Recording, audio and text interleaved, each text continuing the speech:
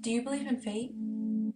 The theory that everything that has happened to you was destined and predetermined. All the little things that play out since the moment you were conceived, or even before your existence, has led to the moment you are in right now. My arranged set of events has led me to be who I am today. Canadian.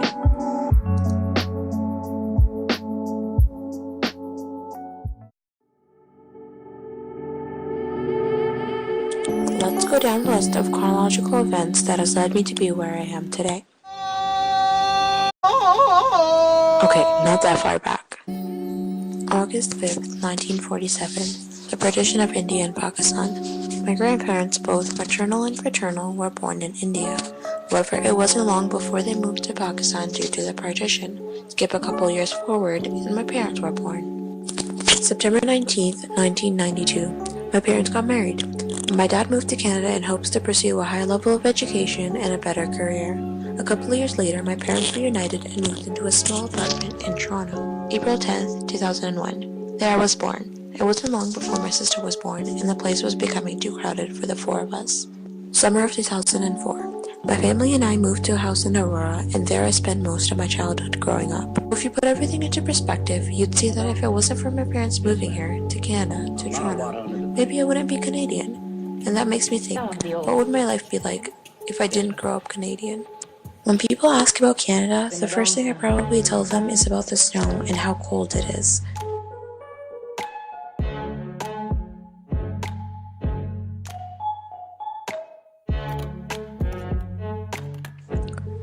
Canada is where I was born. It's what I consider home.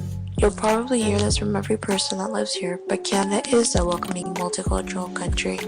Most people would prefer you don't give that as the answer because, like I said, it's the most obvious. Well, I think everything comes back to that fact. The way that so many people with so many different backgrounds and differences can come together in peace. Canada is a country where I can freely practice my religion. We have freedom of speech and we are able to voice our opinions without being prosecuted. It's a place that my parents moved to about 19 years ago so I, along with my siblings, could acquire a better education, according to my dad. It's a place full of opportunity. Sometimes I reflect on what life would be like if I grew up in another country. I believe education is a big part of our childhood. Weekdays, we spend an average of 7 hours at school. That's more time than we spend at home with our families. Having been a big part of our lives, it also acts as a big influence. Sometimes it's things directly told to us, and other times it's things we inherit involuntarily by simply being exposed to it all day.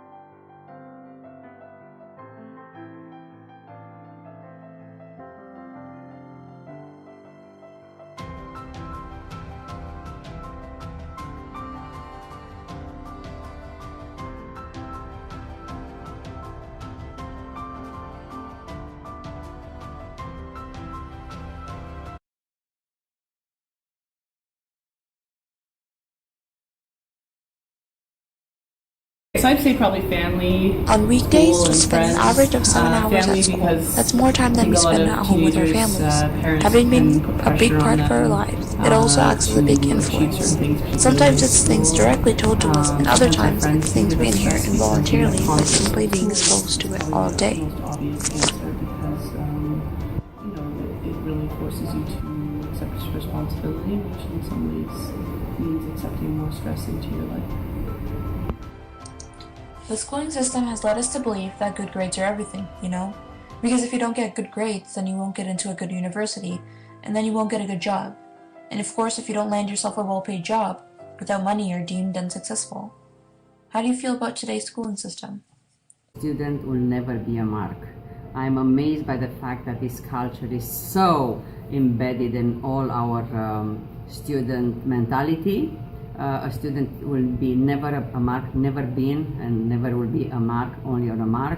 The cumulus of knowledge is more important, the character is more important, the way the students apply their knowledge is more important than that mark. Unfortunately, all these marks that are only numbers are added together, and that is going to make it yay or nay for you to go to university. Yes, I know that university is very, very important for you, for your success, but success is not accumulation of pieces of paper that is going to say that you graduate this or this or this. You'll never be a sum of paper or a sum of marks.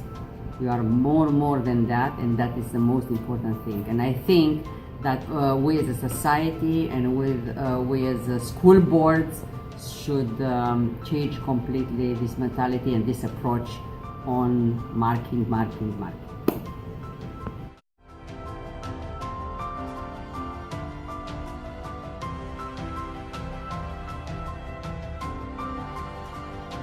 Academic stress is a problem, it's a very important problem for all of the students. I'm amazed how come that we are so stressed when the standards are not very high, actually, unfortunately, in our schools. The thing that I would ask the students to think about would be sort of what's on their timetable. It's hard to be motivated when you're not really interested in what's being selected for you, or if you're feeling like it's too challenging or not challenging enough. It's really important for students to sign up for the courses that they want to take, not the ones their teachers tell them to take, and not the ones necessarily that their parents tell them to take either.